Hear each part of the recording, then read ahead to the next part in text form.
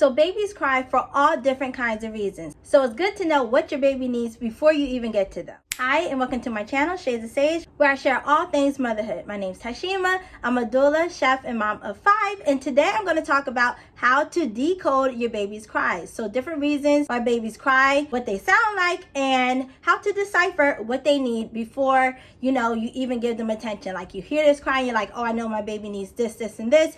And then, you can handle and assess the situation properly. Okay, so the first one we're going to talk about today is the hunger cry, which is probably the most heard cry for babies, especially a newborn baby, as they are eating frequently, especially if you are breastfeeding. Okay, and so this cry is low in pitch. Okay, it is rhythmic and it's repetitive. Okay, so if you hear this cry, know that your baby is hungry or starting to get hungry. Now at first, when your baby starts off their hunger cry, it may be low, it may be like, a little soft whimper here and there, but as they get hungrier and hungrier, and you may not have gotten to them yet, and now they're like full-blown hungry, it will increase in intensity. So again, even in my breastfeeding videos, I have a ton of breastfeeding videos. If you are a breastfeeding mom or you're pregnant and you plan on breastfeeding, check out my playlist. I have hundreds of videos. Okay, but again, I always say a good rule of thumb is to get to them before they get to that loud, piercing, shrieking, crying scream from hunger, because it's going to be so much harder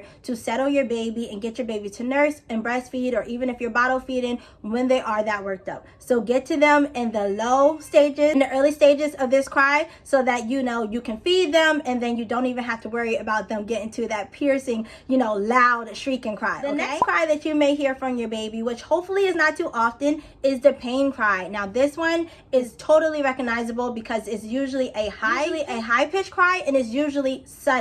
So your baby may be fine, baby may even be sleeping, but then all of a sudden wake up screaming at the top of their lungs in a really high pitch. Okay, this usually signals pain somewhere. So an ear infection, maybe your baby was bitten by a bug or something like that. I know I heard this cry not too long ago from my baby girl, and we were both sleeping, and it woke me up out of my sleep, and I'm like, what is going on? I know that's not a hunger cry, right? And so I knew instantly that she was in pain. I went to check on her in the crib, and her foot was like stuck in between the railings of the crib, and so of course that was painful for her because she tried to move in her sleep and couldn't get her foot out, and probably hurt herself or whatever. And so yes, this is usually a sudden cry. So if you hear this sudden piercing cry, it usually means pain for your baby, and then you have to figure out where the pain is coming from, and then you can deal with it that way. Another time I heard a piercing cry from one of my children is they had like a rubber band stuck on their hand. So if you cannot find the pain or the problem for why your baby is crying, you may want to just strip them down bare, take off diaper, take off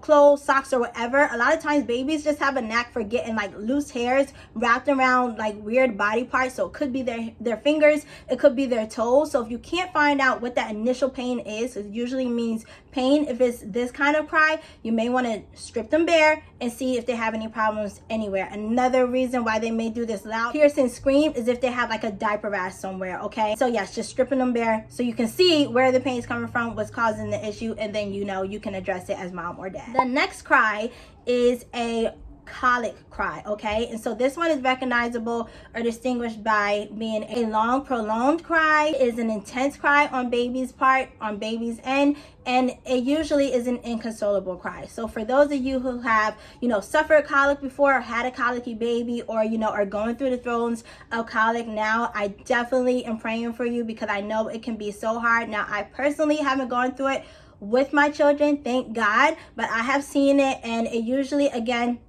if you want a video about colic, maybe, shoot me a comment down below and I can do that. I don't think I have any about that so far, but it usually happens in the evening. It usually lasts for hours and hours and hours at a time. It is completely exhausting for parents to just be able to just be in that, throes of colic with your baby. Now, it usually wears off after about 6 months or so, but it's a prolonged cry. Usually you can do all the things, make sure your baby's fed, changed, slept, and all that stuff, and they still are just crying and screaming. It's something usually that has to run its course, and the best thing you can do is try to keep baby comfortable throughout that time period. And again, If you're going through this, definitely pack your patience with you, because a lot of times there's nothing you can kind of do, just only things to help try to make the baby comfortable and keep you comfortable while your baby is going through this period. So yes, it is a prolonged cry.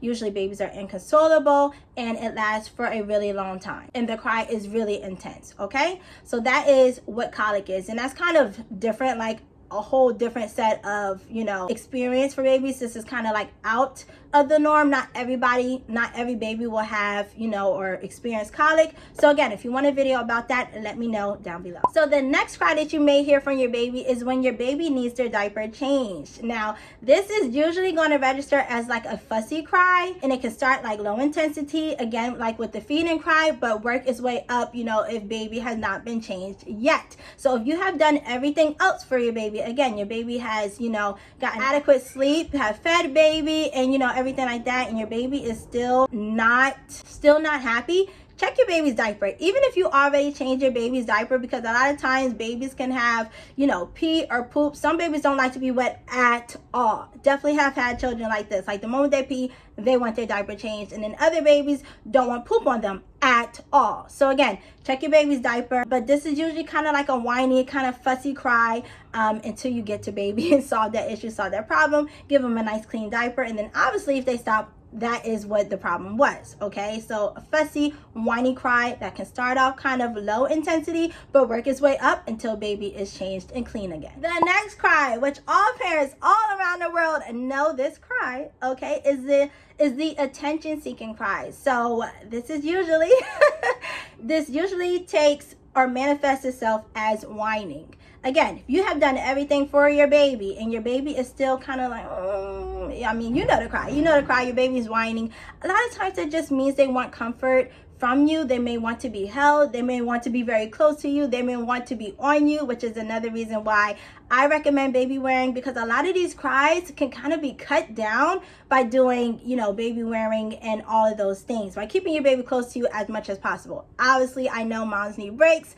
I need a break, and so not 24/7, that's not what I'm saying, but as long as baby is close to you, they really don't have to cry too much, because they have your constant attention. Like, they don't need to signal you all the time. But again, if your baby is whimpering or whining, it may mean that they want more attention from you. And so whatever that looks like for you, whatever you and your family do, you know, to comfort your baby during this time, then that is what you can do. And then sometimes, you know, if you just need a break, it's okay for babies to whine a little bit. I don't like to hear my babies cry too much. So a lot of times if they're in this kind of stage where they need attention, I will wrap my baby, put my baby on me, and then not too often they go right to sleep or settle down or whatever it is. They want to be close to you. Now, of course, as your child gets older, you can tell, you know, what they're whining for. But before they're like 1 year old, if they're whining, they need that attention from you as mom or dad. And so, yes, make sure that you can comfort your baby, or that, you know, you can get to your baby so that they can just stop. Now, usually for the whining, all of their other needs have been met. They are fed, they are changed, they are rested, all right? All those things are done, but they just want you. So they may whine until they get you, until they get what they want from you, okay? And then the last cry that I want to talk about for this video is the sleepy cry. Again, if you are a parent, you know what this cry sounds like. It's kind of soft, kind of whimpering, kind of like the whining cry, but not like as annoying. Not as annoying, at least in my opinion. And a lot of times this means that baby wants to go to sleep. Now, sometimes babies need help going to sleep, you know, depending on how you normally put your baby to sleep, what that looks like for you and your family. But you should be able to tell this cry, because of course it's also accompanied by, you know, babies maybe rubbing their eyes. I know some of my children, some of my siblings also as well, when they were sleepy, they would like pull their ears a little bit. And usually, again, everything else has been done. So for all the cries for this video, you want to make sure that the other needs for your baby, their, you know, regular basic needs as a baby, have been addressed. And then you can kind of rule out each thing. So if your baby's fed already, if your baby's changed, if your baby, you know, has been comforted by you and they're doing this whining, soft, whimpering cry, and it's been a while, obviously, since they have been to sleep, then they may just need to go to sleep. And sometimes they need help going to sleep. And of course, babies can't talk. And so their crying is their way to communicate with us, okay? And so yes, those are the main or the basic cries that your baby will have. Now, as you continue, you know, to learn your baby and your baby learns you, you will know what your baby needs based off of their cries. So pay attention out there, because a lot of times babies are crying and people are like, oh, your baby's spoiled, your baby's blah, blah, blah, whatever. Just block those out anyway. But your baby's trying to tell you something. Your baby cannot talk yet. So their way to communicate with you as their parent or, you know, their caregiver is to cry, okay? And so you have to figure out why they're crying. And then once that need is addressed, usually the crying stops. My children, and for the most part, have not been like cry, whiny babies. And I really do credit that to me just being around for them and being available, you know, mostly at all times, which is a lot, obviously, but hey, that is a part of parenthood.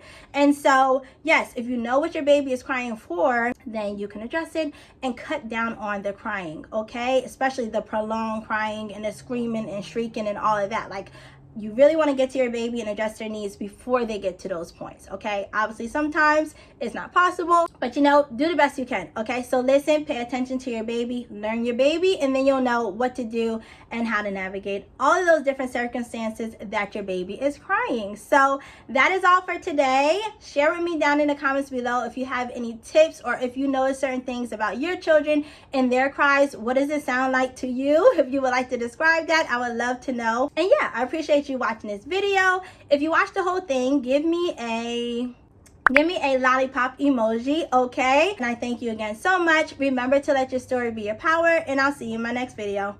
Bye.